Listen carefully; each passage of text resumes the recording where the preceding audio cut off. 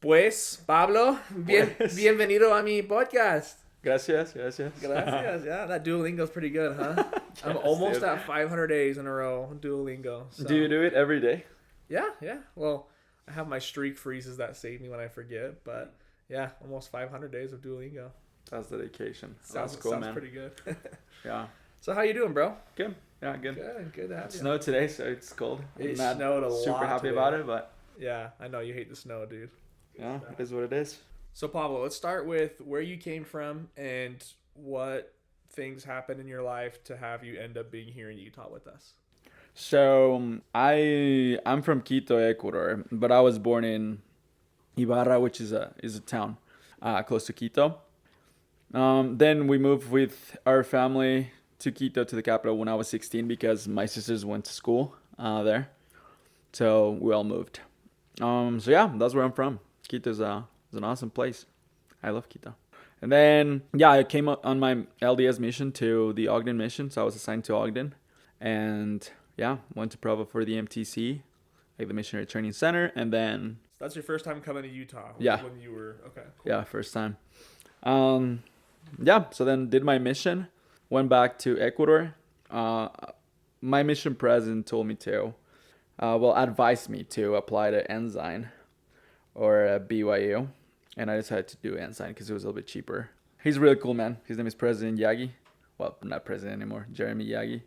He's in New Zealand now. He's a General Authority 70. Yeah, dude, he's sick. He's really cool. I love him. Well, that's nice that he hooked you up and gave you the connections and helped Yeah, you go yeah, to yeah, college here. That's sweet, man. yeah, yeah. So yeah, that's why I came, and yeah, that's why I'm here. So tell me about your family. Are any of them in Utah, or are they all back in Ecuador? Yeah. So I have three older sisters. My two sisters are here. Two of them are here. Another one is in Vancouver, Canada. She's working there. And then my mom is in Ecuador. She's still here. Like she came for the holidays. She stayed here for a couple weeks. So she'll be going actually tomorrow. I'm going to Really? drop her off, That's a yeah, long tomorrow. trip, though. It's like a whole I month. know, dude. That's Yeah. great. So so we decided to like have her stay for, obviously, like there were cheaper flights if you go back, if you went back to Quito after the 16th. And also my sister's birthday is on the 13th, so it's a no-brainer. There you go. Yeah, so There you stay go. here. That's fun, dude. Okay, so you got a sister It's in been awesome. Vancouver, a sister here in Utah. Two sisters here in Utah. Oh, two in Utah. Two in Utah, one in Vancouver, Canada, and then my mom is in Ecuador. Okay, gotcha. Yeah. So that makes sense. Your mom comes up here a lot then. I Yeah, guess. yeah. So why doesn't she relocate? What's going on Why down she there? come here? So I've been trying to convince her. She has a good job there, and she likes it there. She might decide to come here. She doesn't know yet, but she comes here often. But yeah, I think she should come, dude. That'd be nice. So tell me about in your life, thinking back, who has inspired you the most and why? I know you've told me before about like a lot of the things your mom's gone through, and maybe you share some of that stuff too. Yeah, of course. People that have inspired me. People that I can think of, is my mission president. Well, my mom, my mission president.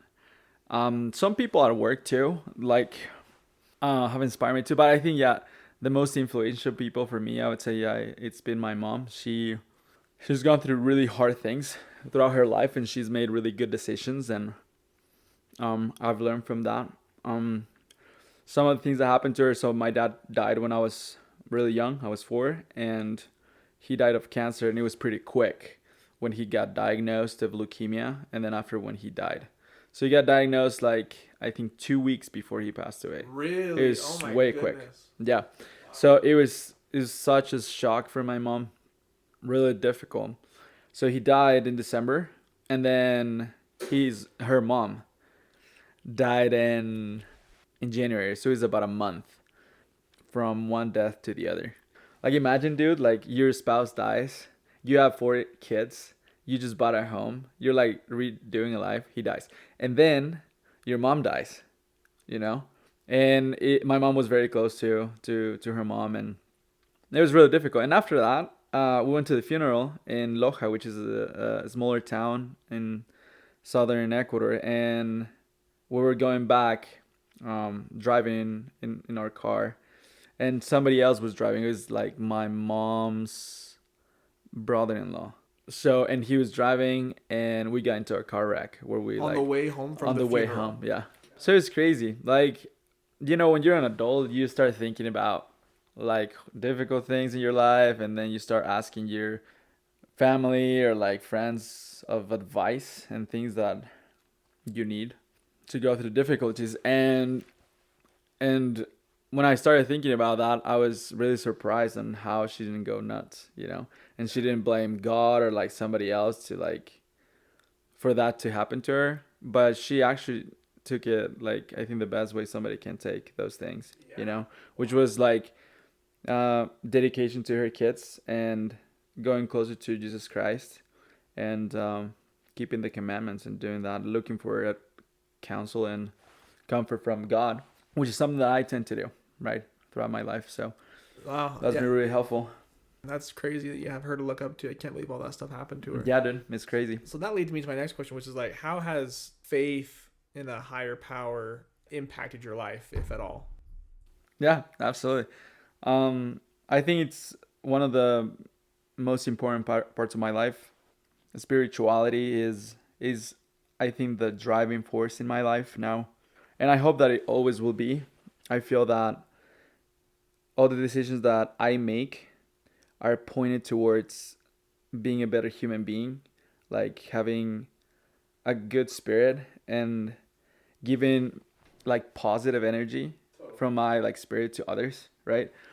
And I think like anything that we want to accomplish here, it also needs to be accomplished spiritually first, right? So spirituality is really important. Faith has played like a very important role in my life too. I've gone through difficult things, and I had a relationship that was really difficult. And when anxiety and depression hit you, and you're not expecting those things to happen to you or to go through them, um, you tend to like I don't know whether decide to like I don't know go in a bad route like with addictions and different things, or you can choose like kind of healthy things, right? Exercise, believing in something higher, in a higher power, and I think those hard situations have made me want to decide to go into as much as I can the good route, right? Depending on God and His plan for me, which has been good. It's a great learning experience, although it's really difficult, which sucks because I hate going through struggle, right? But it's necessary. Well, that's awesome, man. No, I really admire. That's an interesting perspective with all the things that have happened in your life. Yeah. Think back to like some of the advice you've received. What's some advice that has totally changed your life? So there's just two things that like have really helped me. One is prayer because of what my mom has told me. Prayer is really powerful. Although it's like super simple, right, to do. But it does work, man. It does like 100%. Like especially my I don't know like my family like believes a lot in prayer, and sometimes I don't feel that like my prayers are answered in the time that I want and like the way that I want them to.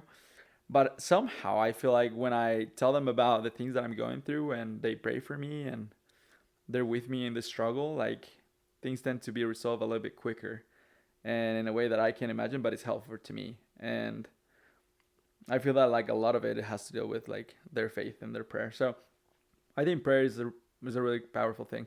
So that's one thing that like has been really important to me in my life, as far as that advice goes. But another thing is I think trusting in time. There's this phrase from this book called Don Quixote de la Mancha, which is a story about these guys that go on adventures, and there's this one time that they're talking to somebody and they're going through something hard in that part of the book, and this other person tells these two guys to trust in time.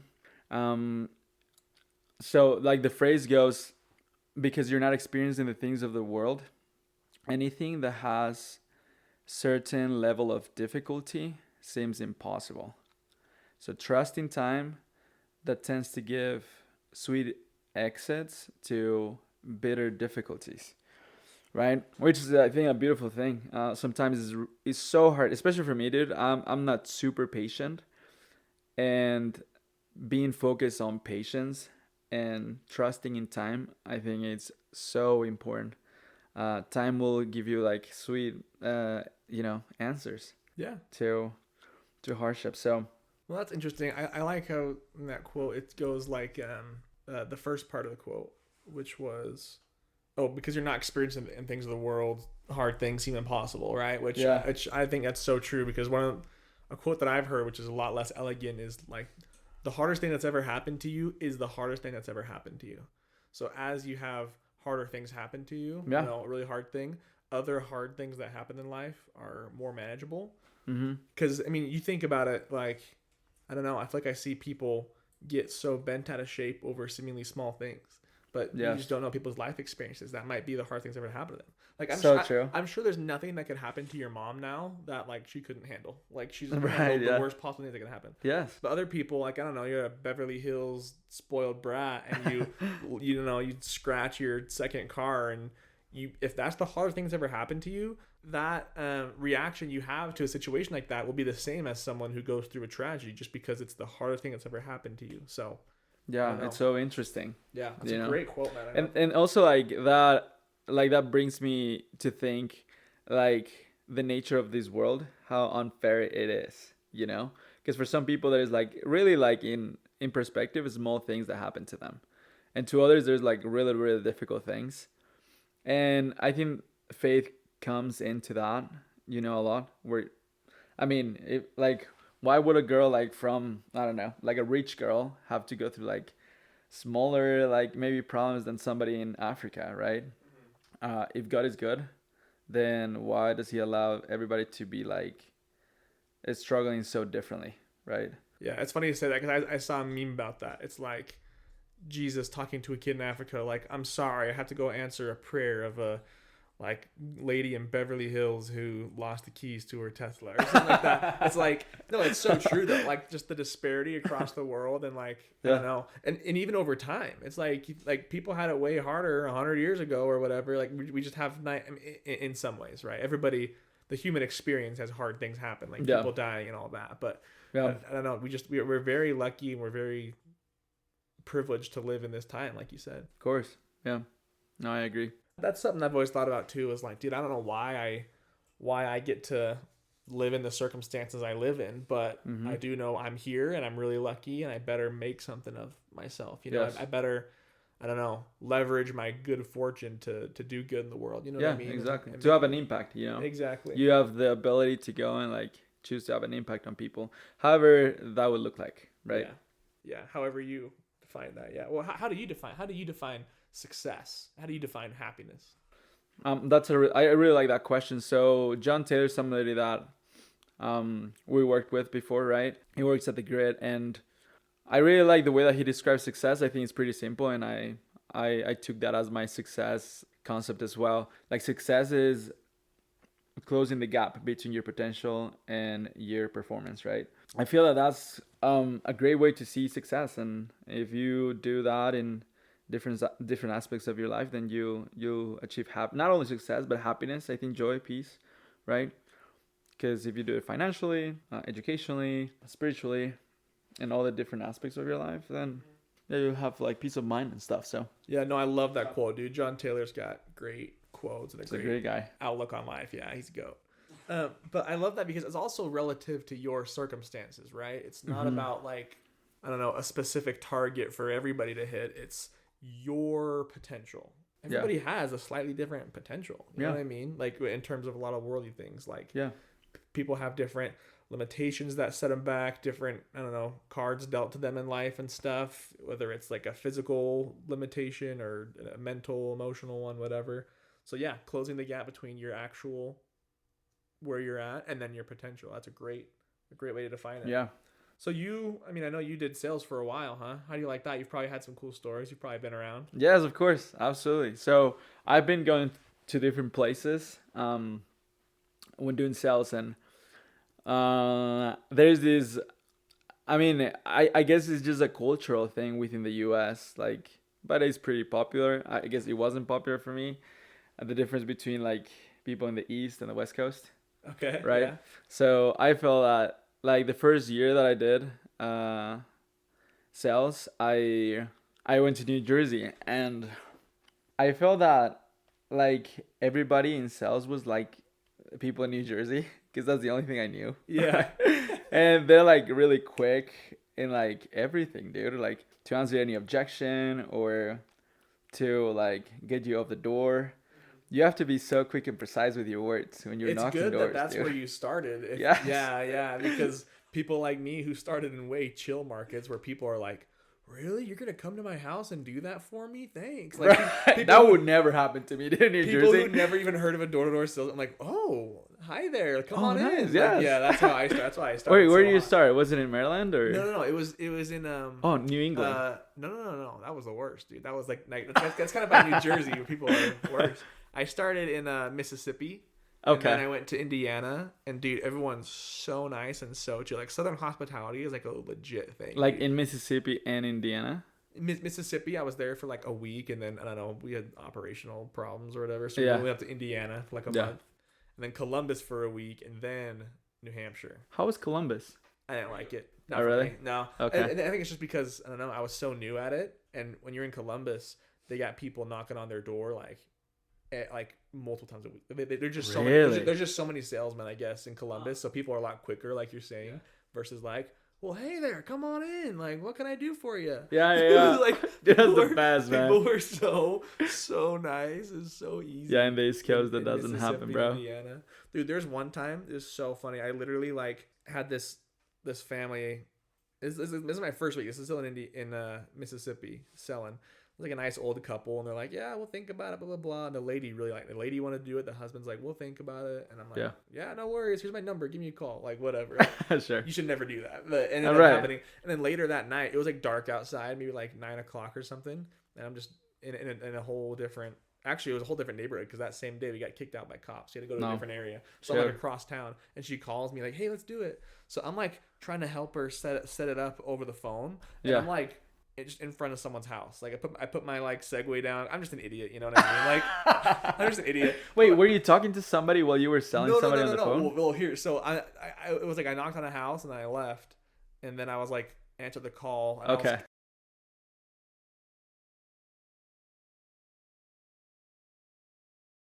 Sure. While I'm doing that, this guy walks outside taking his garbage out, and I'm like, "Oh, sorry, sir. I just was doing this call to help out, blah blah blah." And he's like, "Oh, no worries, blah blah blah. Like, what are you doing?" I'm like, "Oh, I'm selling this, blah blah blah." I was like, "Oh, okay." I'm like, "Yeah, hang on here 1 second."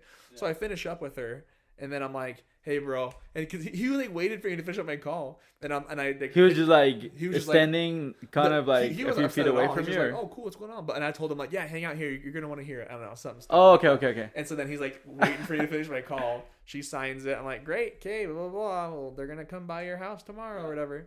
And then this guy, I'm like, "Hey man, so sorry about that. Long story short, here's what we're doing." Blah, blah, blah.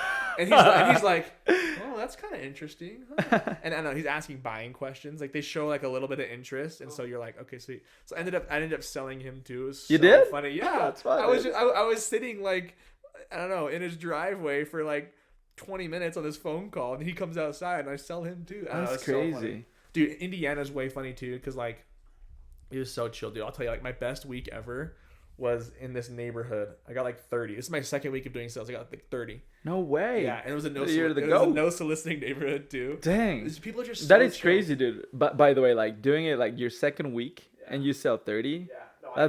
That's thank you. Really good, I started out way hot, dude. Like, yeah. You know, like who was big that year? Jackson Curtis. Was it 2020 or 2022? My first. Okay. Oh yeah, no, Jackson Curtis. I've heard of him. Yeah. Jackson Curtis. I think it was his first summer. Zach Rose, like he's good. So sure. We were all like top rookies, and I was like texting them and stuff. But then I fell off quick, and I wasn't in their inner circle anymore. So what changed for you? I don't know, dude. I think just moving around a ton. I think if I was in one market the whole time, I could kind of figure it out. But I think just having to figure out way different markets and stuff. Sure. I don't know. It was tough for me.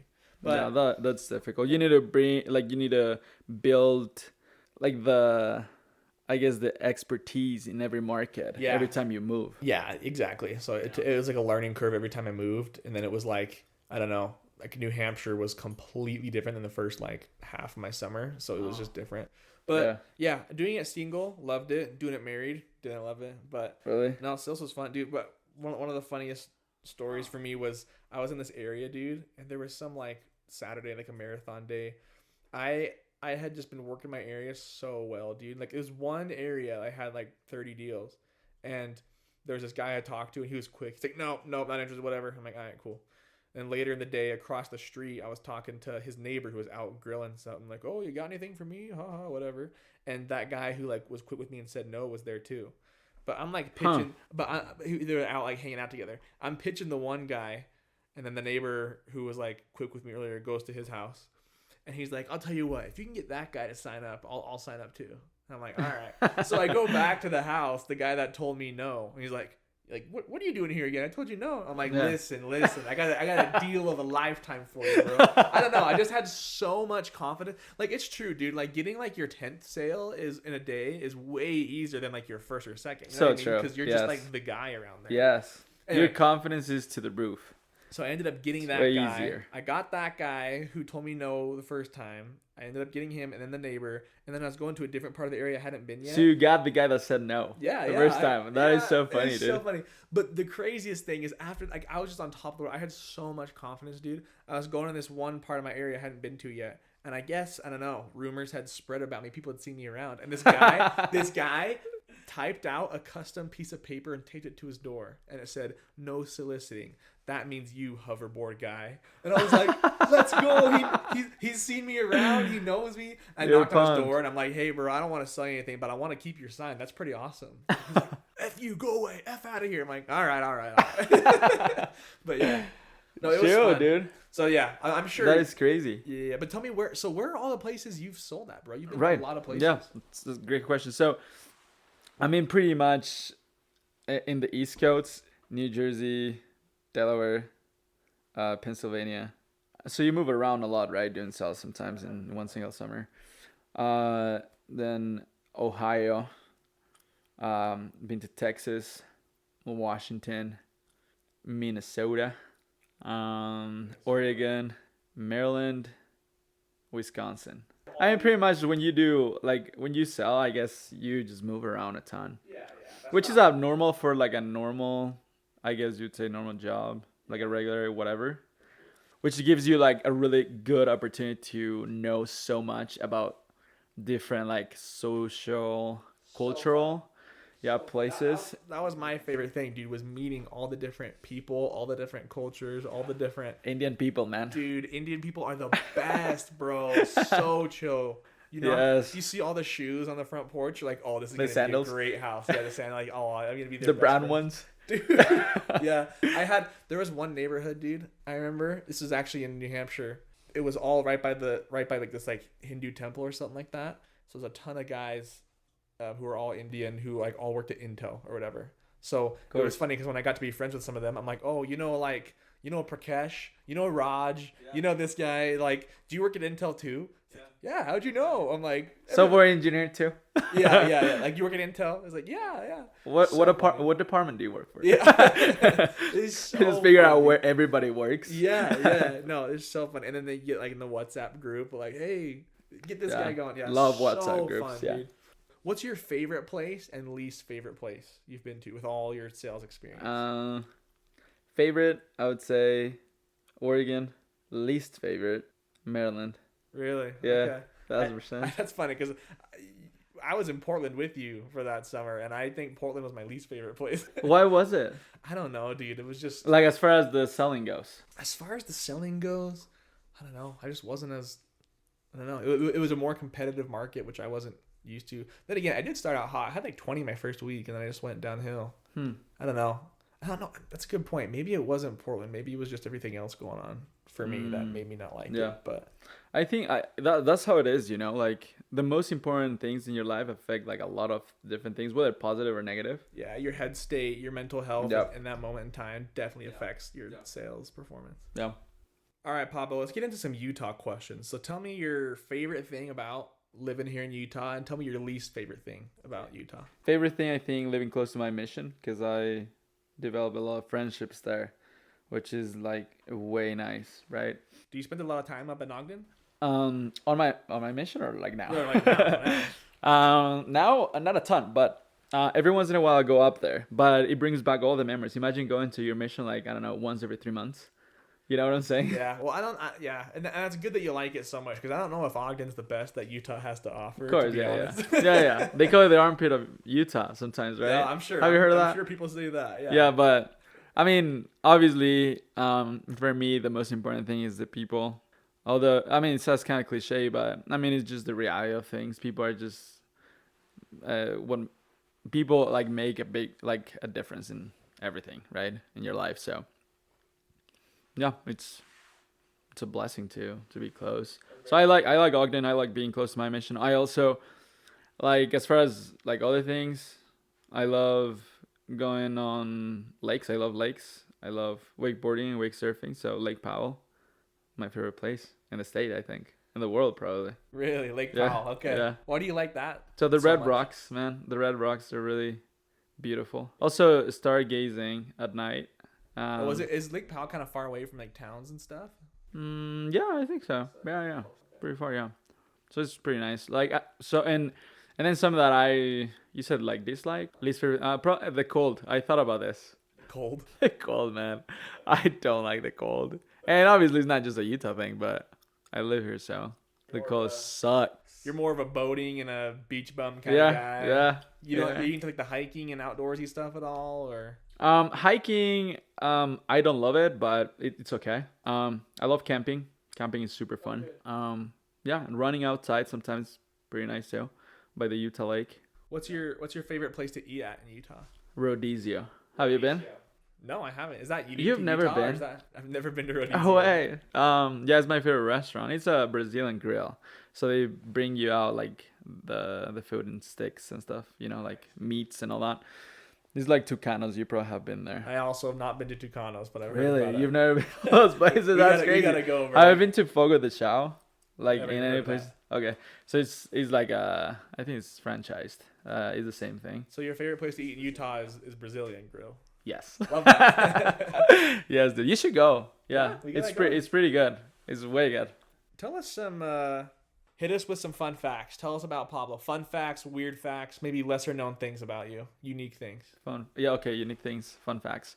So I guess it's kind of yeah. Fun fact. I love cooking. A lot.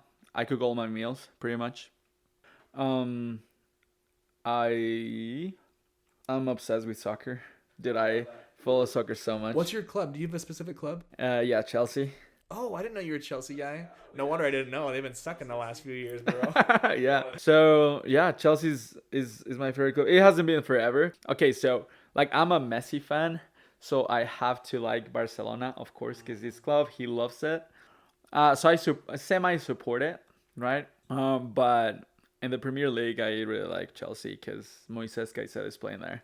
He's Ecuadorian, and he's, I think, the best CDM in the world. Do they still have what's his name? I just forgot. Joao Felix or no? Joao. No, what's it called? He used to play for Atletico Madrid. Yeah, Joao Felix. Now they It have is him. Joao Felix. Yeah. Does he play there still? Yeah, he Okay, does. cool. But you know what? Like Chelsea has done. I don't know if you noticed, but they bought so many players. Like they Oh yeah, spent they like spent like a $1 billion dollars or something, like buying players. But they made two teams, kind of. I don't know if you've noticed. I haven't So when paid they play for like attention. Europa, like UEFA, yeah, or like the Carabao Cup, like they just put like that team, like the second team, and then like for the Premier League, and then important games, they play like the first team, which is Cole Palmer, Freaking love Moises Cole Palmer, Caicedo. Dude, Cole Palmer is Cole Palmer the is best. so funny. He's so chill, dude. Like you gotta love the guy. I think it's weird. He's like a super high, like I don't know, soccer IQ, but I feel like outside of soccer, So he's true. like pretty low IQ guy. Like, Yeah. have you heard his interviews? His interviews? Him talking is They're so weird. so like, funny. Chippy chips. Yeah. He's like I Like actually Chupa failed. Chups. I failed like PE in school or something like that. It's like how do you fail PE? He's like well, I don't know. He's just like I don't know. He's weird. He just seems like I don't know. Very low like IQ in interviews. Have you seen that clip where he says what? Oh, yeah. What? What? Yeah, he's so weird. It's just his face. Oh my gosh. Yes. He's so good. Yeah, Dude. but I think that makes him, like who. I mean, not the low IQ makes him a good player, but like, I feel that he's really confident. Oh yeah. So he doesn't care about like any of the formalities, like what to say in an interview or like how to receive an award or Yeah, he doesn't care any about of that. the fans. He Yeah. doesn't care about So anything. like like I could see like on his moves, like when he's playing, like he's so calmed. Yeah. Like he knows exactly what to do in different circumstances. Although like he doesn't seem like he does, but he Bro, does. So honestly, I wonder if he has like some form of autism because I feel like everybody that has autism has like a superpower that they don't like they've discovered at some point in their life. so do you Like, think Leo Messi has it? I read that he does, but probably. I mean, you've seen the memes about him doing weird things and stuff, like on the yeah. couch. That one scene where he's like leaning back, and Or he's like with his hands under his pants. yeah, or like the scene of him just sitting there like zoned out while Suarez and Neymar are fighting. There's just something funny. but I things. think that one is like he's just relaxing. Yeah, you yeah. I don't know. but- He's some weird. The picture of him like doing this. I don't know. There's so many funny things. But no, dude, for real. Like I feel like autistic people have powers. There's one I saw that this kid who's like blind, but he can like play the piano like crazy. He'll hear a song like once and play like masterful piano. Right. There's kids who like. Oh yeah. Yeah. I've seen that one. Yeah. Oh, Yeah. There's just any random thing like memorize all these facts. There's this autistic kid who you can tell him any date in history and he'll tell you like what day of the week it was. Say, okay, November 17th, 1934. He'll be like, oh, that was a Friday. I'm like, oh, that was a Tuesday. It's like, it's also tricky though, because there's just so much, there's also like leap years to consider. It's just crazy. Putting all his brain to work. Yeah. It's something about autism has like unlocks like a part of autistic people's brains that have like some kind of superpower. Do you It just think takes we're some time all to like figure- in a spectrum of that? Oh, or not probably. really? Yeah. Or like really like not? What do you think? I don't know. I think it exists on a continuum, a spectrum, whatever. But yeah, I don't know, dude. Yeah. I feel like Cole Palmer must have some form of autism that unlocks He might. Yeah. some kind of soccer ability for him. He's so good. I love the guy. So why Chelsea though? Have you even been to England before? No, but like because of Moises Caicedo, he's from Ecuador and I love him. Okay. Love So, yeah. Ecuadorian players. Yeah. That's cool. Pablo, if money was not an object, what would you do every day? Go to Lake Powell every day. Or somewhere like where it's warm. And like there's not a lot that I could just do with so much money. Like I would just think like go to Lake Powell, have a nice boat and live there. All right, Lake Yeah. Powell. Big Lake Powell guy. Yeah. When did you discover Lake Powell? What was your first time going there and why do you like it so much? First time I think it was a company trip. I think like being surrounded of like some of my friends Okay. was really fun. I think that's what made it really fun. But also it seems magical to me. Like these gigantic red rocks and you're so close to them while you're in the water. Mm-hmm. That to me is like it's different than being like in a lake and there's trees around. To me, right? To other people it might be like Tahoe or something. yeah, it might be like magical for them, right? For me it's like the red rocks, right? And like the sunset and all that. I feel like it's so peaceful to me and it's beautiful. Dude, there's this one time I love it so much so there were just a bunch of my friends that I wanted to go and we had scheduled this boat but there was a problem or something and there's one of my friends that grew up in Kanab, Utah. Oh, nice. And she had her dad had a kind of a fishing boat. And we just wanted to go to the lake and wake surf. How many of you were there? How do you take a fishing boat with all of you? Right. So we had to do 2 trips. So there was 1, 2, 3, 4, 5, 6, 7. I think it was about 10 people. So it wasn't like crazy. You can't all fit in a fishing boat. No. So what we did is like we brought a lot of stuff. We went to like this place that we found in Lake Powell. We put all our stuff in like a little beach and we just took like trips to go and wakeboard. So it was like 5-5. So it was a fishing boat, but it had a little like mesh thing that covered the boat. So it had like iron kind of like tubes attached to that like mesh. So we just tied a rope in the iron and then we just made it work, man. Yeah, we wakeboarded so bad and you freaking made this janky. Yeah, dude. It was such a fun time, man. It was so good. So cool. Yeah. Okay, switching gears a little bit. What is your biggest fear? I think there's 2 that I can think of. One is death of not my personal death, but like a family member or a close friend that might die because it would suck. And then betrayal. I think I would hate that. to happen. Yeah. Okay. Like how? Like you mean like between like your spouse or just like with anybody? Probably spouse. Yeah, probably spouse, I would say. But I mean that's kind of the interesting thing, dude, that it could happen to anybody, right? But there's like I've experienced that feeling before, and it's just so sucky, dude. But I think there's ways obviously that you can cope through that. Like obviously there's millions of people that go through that, right? I had a friend tell me about that. He said, I would not wish this on my worst enemy. He had like, yeah, his wife cheated on him or whatever. And he's like, really? he's like, dude, like this is like, I don't know, it's like the worst thing that could ever happen, you know? Right. So that's a valid fear, dude. Yeah. Yeah. So it's really really hard.